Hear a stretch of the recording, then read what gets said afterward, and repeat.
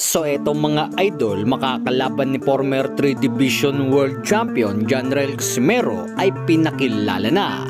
So kasalukuyang nasa Japan si Cuadro Alas na para sa pakikipagharapan nito sa makakalabang Japanese fighter na si Konosuke Kameda.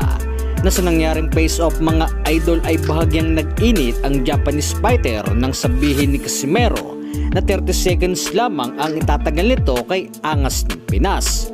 Kung saan ngay napikon ito mga idol at kung ano-ano ang mga pinagsasabi sa kanyang lingwaheng hindi natin maintindihan. So ngayong October 25 na ito mga idol, kung saan ngay ito na rin ang unang pagbabalik ni Casimero sa taas ng lona, na samantalang si Kameda naman ay dalawang sunod na natalo simula ng makaharap ang parehas Meksikano na si Luis Pantera Neri, na tinalo ito by 7 round technical knockout, at kay Ray David Picasso naman by majority decision.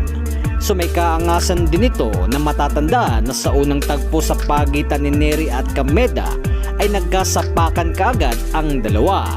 Nasa tagpo naman sa pagitan ni Casimero at Kameda ay mapapansin na kalmado lamang si Angas ng Pinas, na tila wala bang pakialam kung mas matangkad ang makakalaban nito, na isa lamang ang nais ni Angas ng Pinas ay patikimin si Kameda ng masaklap na pagkatalo. Samantala, dati namang nakalaban ni Janrel Casimero na si Saul Sanchez ay may papalapit na rin na laban ngayong October 10, na makakaharap nito sa isang rematch ang dating tumalo kay Sanchez na si Edwin Rodriguez, na ayon sa pahayag nito mga idol ni Saul Sanchez sa labang ito ay muli itong magbabalik ng mas malakas sa taas ng lona.